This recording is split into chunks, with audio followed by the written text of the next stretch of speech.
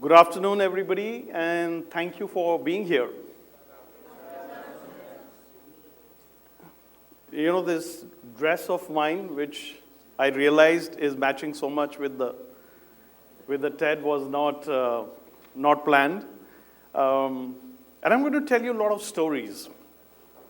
I think stories through food and food through stories. So there are two languages in the world, the music and the food, that are absolutely gorgeous because you all can relish, you all can understand the story of food and music without knowing how to comprehend that language basically, how to learn that language basically. I have some great memories over food. I think the best friends I've made over in my life have been over the table, talking about stories of the food. A great dish is built by the strong foundation of ingredients. Ingredients are the soul of the dish. You can actually just combine few basic ingredients to create a magical dish. Black pepper was one of the spices that got travelers into a country, right? We are, by the way, 5,000-year-old civilization. We were the ones who came from Western Asia. We were Aryans. And there was only way to come into the India was through the northern belt of Afghanistan, Baluchistan, Baltistan. Because 5,000 years ago, people probably didn't have developed the sea routes to travel.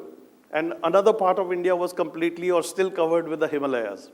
So the only land route to come into the country was through the north. And when people landed from the north, the Aryans, they were largely rice eaters. But when they came to the north, the climatic conditions were not very conducive to grow rice because it needs certain amount of rainfall. And hence they resorted to wheat. They brought in ingredients with them, which stayed here forever. And then the trade routes started across the sea, where the Portuguese came in. So India suddenly became the melting pot of all the cultures. We had the biggest university called the Takshashila University, right? And the travelers from all across the world actually came and studied there. Whenever you have guests at home, you know, if they're coming from foreign countries, if they're coming from across the states, when they come home, your first thing, everything is all about menu. Ki aaj ghar mein kya banaye? You know, everything, whether it's any celebration that happens, first thing is that what do we set up for the menu? And this menu you're planning because you want to show who you are, right? You want to show your culture. You want to get your food appreciated.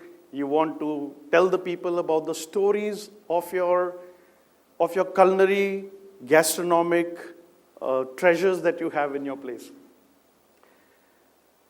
Let's talk about Japan, for example. You know, and that's how food also tells stories. Tandoor. I already spoke about tandoor. Tandoor was discovered in 2600 BC in Indus Valley civilization.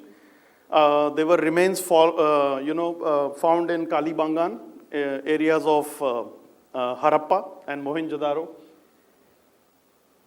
I was very fortunate to work also on lost recipes of our country. And I was handed over a written document from one of the royal families. And I was amazed, you know, at that thing when he told me that this is the riyasat of a place. We don't normally give it to our daughters because they're going to walk away with this knowledge into the home they're getting married into. So it was reserved only for the bahus who used to come after marriage, and this whole treasure trove of recipes was handed over to them. This is how the royals' families worked. And I have always wondered, you know, that there is so much of amazing knowledge existing in our in our country. Why are people so scared to share the knowledge? You know, because this is something which I think is a strong foundation of our country in terms of food. Why are people so secretive about the recipes?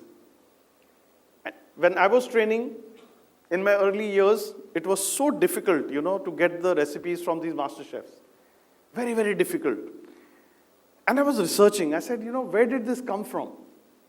And then I realized that probably this came from a fact where when the Mughals came in, when a lot of invaders came into a country, they brought with them some beautiful exotic ingredients, and which our people probably did not know how to use. But these people started experimenting, and they started making food for the kings. And the kings, in their excitement after eating the food, would remove their diamond necklace and give it to the cook. And this cook in the labor community came to be known as Maharaj. If you see, we call them Maharaj, because in the labor community, he had the closest access to the king. And these people then became very, very greedy, and they did not want to share the knowledge to the next of the kin. And on top of that, they were not very educated.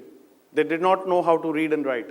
And that is the reason why we don't have documented recipes of Indian cuisine. Most of the documentation that we find today are probably the ones which have been mentioned by the poets, which have been mentioned when the queen decided to go today to the kitchen and cook. Then it is documented, but there are not documented recipes by a chef, right, who used to work there.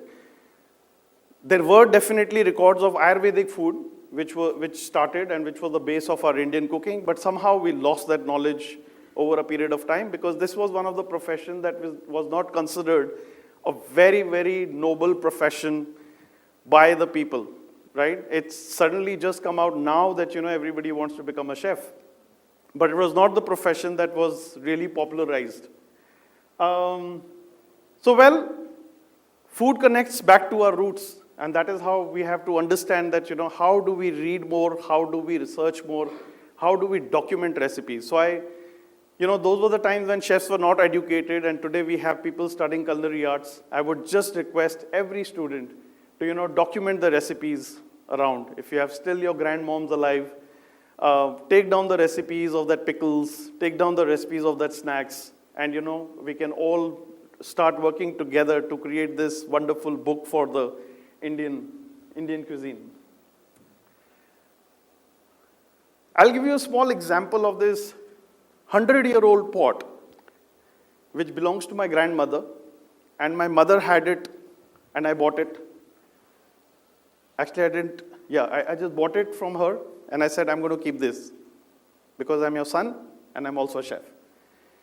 That pot is a small pot. It's a brass pot, but it weighs at least 4 to 5 kilos.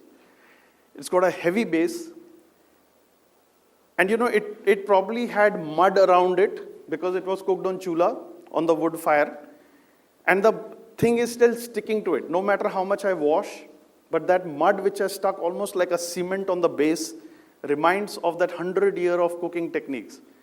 And my cousin who had visited from Canada, he's my Bua's son, and he's in Canada, and he visited me after 30 years, and I created this dum aloo in the pot. And this dum aloo is a very, very special dish from Kashmir, right? It's closed with a lid with the atta, and it's cooked on dum. And you have to bring it on the table and just open the lid. When the lid was opened, the waft of that Kashmiri spices, the red dum aloo in that gravy, it was so awesome. But what was more awesome was the story about the pot. My paternal grandmother, my dadi's pot, and his nani, two brothers sitting on the table, missing that one dadi and nani. And the whole, he had a tear in his eye. I had a tear in my eye. And it was not because there was too many chilies in the dum aloo. It was about the story of that 100-year-old pot, which brought us together after 30 years. So I think that is income. That is, I think, a very, very awesome story. I have another story to tell. So I did my hotel management from Calcutta, and my father was in army. I belong to Kashmir, and he was then posted in a place called Jammu. And I used to catch a train called Himgiri Express, right? So Himgiri Express almost took 36 hours if it didn't get delayed.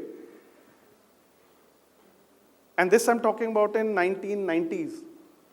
Yeah, 1991. The kullad in Jammu was this big. The kullad in Ludhiana was also this big. But as the train traveled down towards Calcutta, the size of the kullad started getting smaller and smaller. I thanked myself when the train stopped at Howrah, because it was this tiny cup, I'm not joking. With one gulp, you can have the tea. And I used to be so excited when I used to take the train from Calcutta to Himgiri. Not so much that I'm going to visit my family, but to see how the kullad size increases. And this trip I did for 3 years, and I actually started writing down that which area of the country the kullad size actually starts going up, right? So that I think is an incredible story on the tea journey. And there's something called comfort food, right? And I realized, why do we call it comfort food in the first place? Because it's so comforting. And I'm not joking, I realized this last night. When after 3 days of savoring all kind of ingredients in China, I landed up to have 2 hot fulkas smeared with little desi ghee and a moong dal. And I think I was missing that, even though I was having some delicacies in China, but I think that was the food which brought me back to my roots, which connected me back to my family. So I think that is incredible, and it gave me so much of comfort. I had no jet lag, though it's a 5-hour flight, but still, I mean, that's why probably it's called the comfort food in the first place. And then in India, we also don't have only comfort foods. We have celebratory foods, right? When the weddings come in, there are awesome foods which are laid out. And then there's also the food which is prepared on the shrads, on the morning, and how that plain food, even as a khichdi, or a plain shukto made in Bengal, or a dhansak made in, the Parsi community. These simple foods are so, so soulful, and they calm your body down.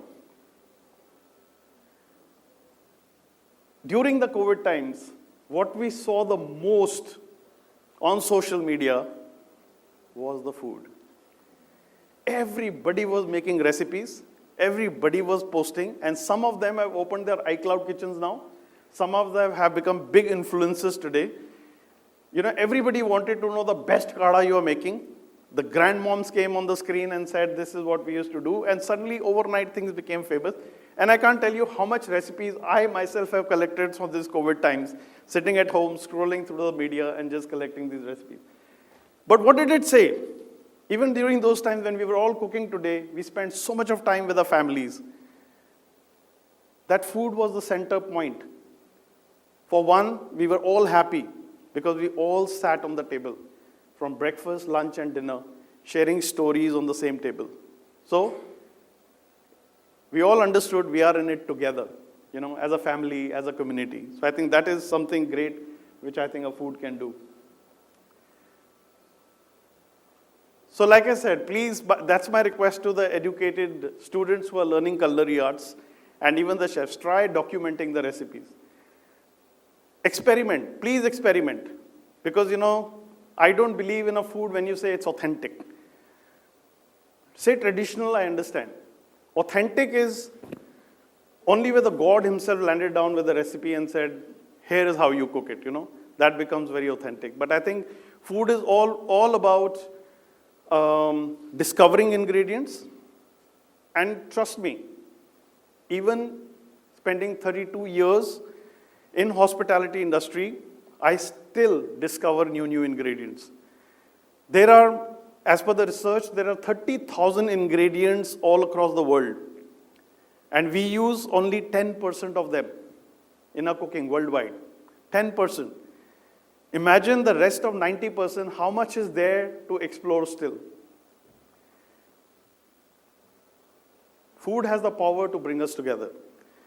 So I think that is some incredible things about food. There are some favorite stories of mine, I'll quickly run through that, and one is about, the Caesar salad. And today, mostly when we talk to the guests in the hotels, we talk a lot about stories, right? Because that is what is one of the USPs of selling. So for example, the Caesar salad, you all would have heard of it. Caesar salad was discovered, I would say, not invented, or you can say invented, by a restaurateur called Cesar Cardeni. In a restaurant, he was an Italian chef, in a restaurant in Tijuana in Mexico, where he made this recipe, where he had run out of all ingredients and he concocted something quickly to make this Caesar salad, which became really, really popular. The chicken butter masala, the story of Rasgulla, a lot of British would say that it's a national dish of England, which if you Google, it does tell you that the national dish of England is chicken butter masala. But again, something that came from in the era where the refrigeration was not there, so leftover cream, butter, tandoori chicken, cooked tomato sauce was concocted for the staff meal, and it became popular. And that is where the chicken butter masala, today everybody thinks chicken butter masala is the only Indian dish. And if you go to an 85-year-old grandmother, she wouldn't have heard of this in Punjab. Samosa is one of our other favorites, right? And sorry to break your heart, this is also something that came from the Middle East, Persia, and it traveled all across because it's been mentioned by Ibn Battuta and a lot of travelers in history. It was called shambushik, it was called sambusa, but when it came to us, we did something magical to that samosa. We stuffed it with that incredible potato, which Portuguese brought to us in 1800. And this potato was such an important thing, it was more expensive than the lamb during that time. So when Nawab Wajid Ali Shah from Awadh went to Calcutta to meet the British to give his gaddi back, and he didn't get it, he stayed back in Calcutta in an area called Metia Burj, and he created these beautiful Mughlai dishes. And one of them was this Kolkata biryani with potatoes in it. A lot of people thought Wajid Ali Shah, Nawab, has become very poor, and he is now putting potatoes instead of lamb. But he wanted to show the world that he's still the richest Nawab. And potatoes were more expensive than the meat, and hence he put potatoes inside the meat. So this is some story that, a lot of people don't know.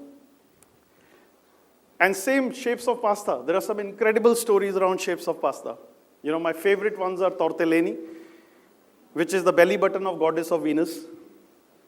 A pasta called panzotti, or agnolotti, which means a pot belly. Right? So various shapes of pasta have very, very interesting stories to tell again. I think food can only tell its story if we are willing to listen. And for that, I think we have to be at peace. And we have to enjoy every morsel that we eat. So thank you so much.